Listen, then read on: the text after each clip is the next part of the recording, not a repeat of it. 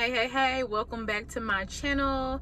If you are new here, I am Mo, and on this channel I give you a view of travel through my family's eyes.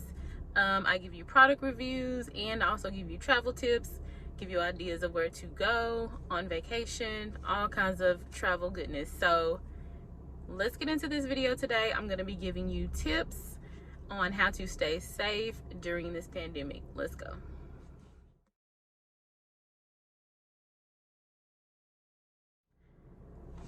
So the first tip that I'm going to give you guys is to, first of all, wear your mask.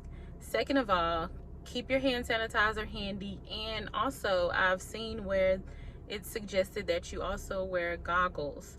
But okay, if you're in the car with your family, I know some people wear masks in the car with their families and stuff like that. My family and we don't wear masks in the car, but if you want that extra precaution, then you can wear your mask in the car.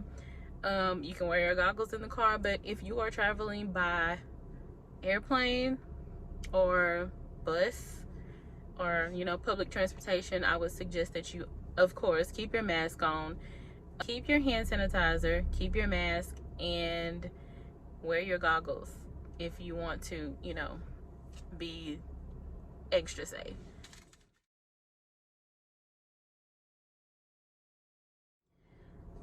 The second tip that I want to give you guys is, if you are traveling out of state, out of the country, you need to find out what the rules are, what the travel guidelines are for that state or that country. You need to know if there's going to be a quarantine. You're going to have to quarantine for 14 days. If you go there, you need to know if you're going to have to quarantine for 14 days when you come back. Know what's going on in the state or country that you're going to be traveling to, or even the city. If you're going to a big city like New York or wherever, know what's going on there. Those are states.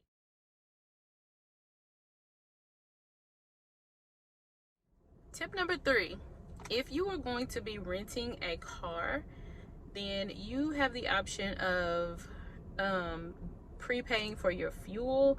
So that will give you the opportunity to bypass gas stations and therefore decrease the exposure to COVID. You can also prepay, so then you won't have to worry about exchanging any cash or touching the credit card machines or all those things. And I would suggest that you have your Clorox wipes and your hand sanitizer and all those things. And I know it is protocol for these businesses to clean, deep clean, and all those things, but you need to take your health into your own hands and make sure that you have cleaning supplies and clean the vehicle for your own safety, for your own sake, for your own sake. Just in case the person that's over cleaning your car didn't do a good job, you go back over it and be sure that your car is going to be clean and sanitized and safe.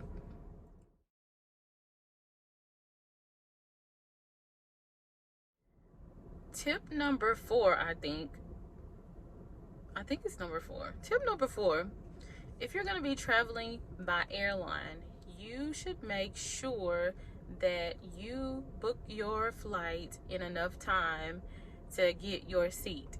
Some airlines, I don't know if it's all of them, but I know that some of them, they are not letting people sit in the middle seat, so therefore there will be less seats available. So you need to make sure you book early. Also, if you are worried about being right beside somebody, sitting right next to someone, you need to make sure that you find a flight or an airline that is offering where they're not letting anybody sit in the middle seat.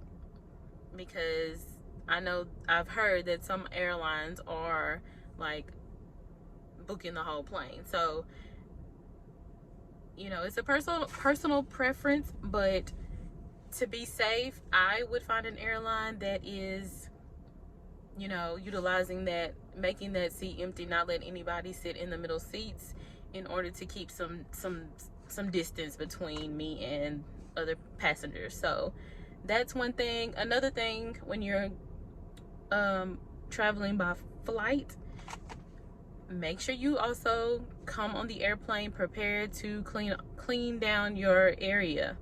I know it's protocol, like I said before, but you want to be extra safe and make sure that your area is clean. You know your area is clean. So you have your Clorox wipes.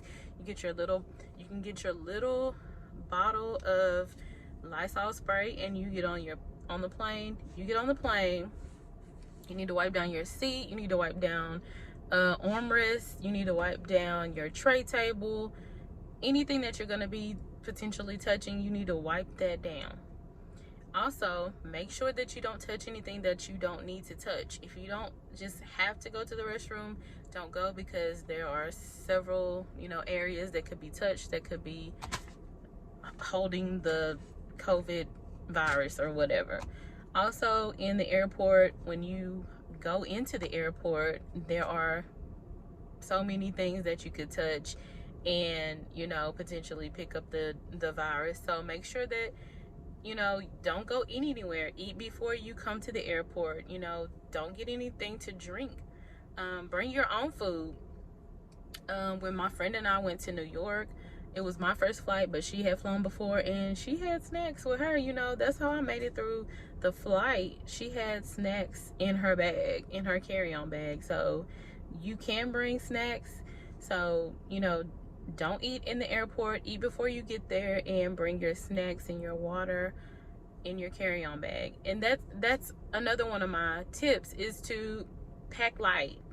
Pack light enough so that you only need a carry-on, and that way you won't have to have all these people searching through your things and stuff like that. You just have that one bag. You can carry it on with you. You don't have to worry about people touching it on the conveyor belt thingy when you pick up your bag.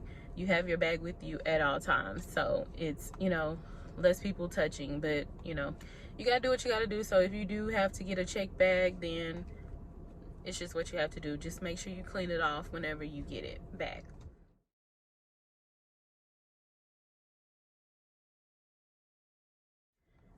Tip number 5,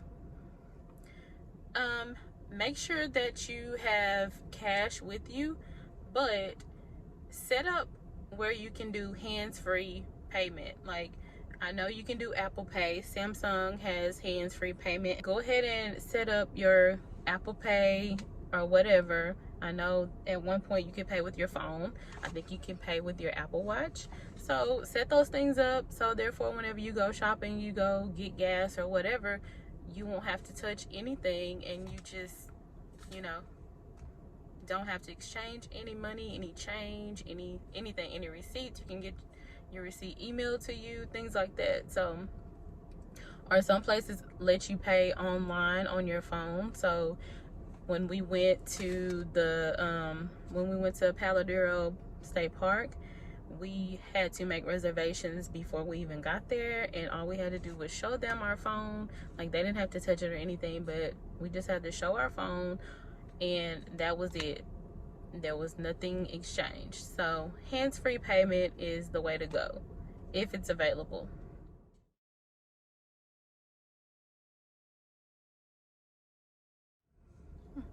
Tip number 6, avoid long flights. You do not want to be cooped up in a small area with a bunch of people for a long time. That just gives, if there is anybody on the flight that has COVID, that just gives that virus the opportunity to make its way to you. So if you do decide to fly to your destination, make sure it's a short flight. You don't want to be flying 18 hours or anything like that. Like 2-3 hour flights, yes. 24-hour flights, no. That's a no. It's a no for me. So short flights, y'all. Also, if you're flying on a plane, try to get non-stop flights. You don't want to have to get off this plane and go get on another plane, things like that. You want to decrease any opportunity to get this virus. So you want to cut out any unnecessary steps. So non-stop flights, and you also want to try to get on flights that are going to have the least amount of people. So I know early morning and late at night. When I flew to New York, our flight was at 6 a.m. There were no people in the airport. make your flight as early as you can or as late as you can so you can avoid being around too many people.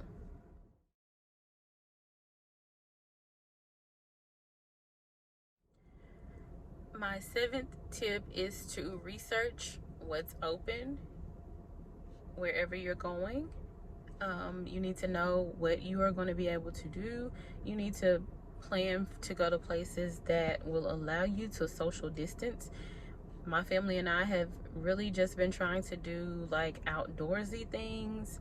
I have not taken my children anywhere where they have to go inside unless it was like for a potty break when we were doing our road trips. So we've been to Paladero Canyon, we went to Colorado, and we went to while we were in Colorado, we went to Garden of the Gods, we went to Great Sand Dunes National Park, and we also went to Zapata Falls.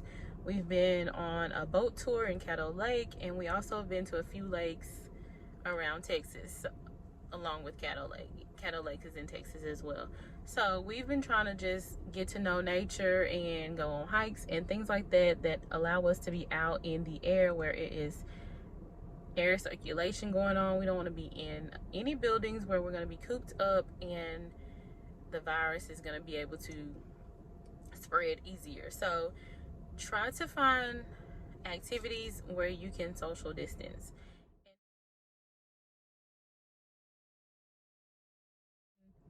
My last tip is to bring a selfie stick with you.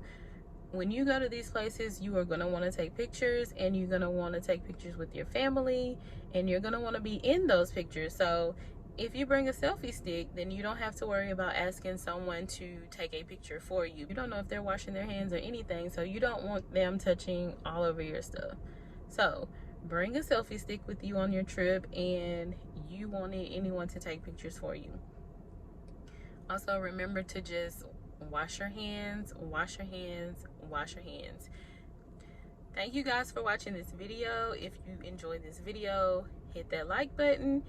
If you would like to see more content like this, then be sure to subscribe and hit that bell so you'll know when I am uploading my new content. And I will see you guys next Sunday.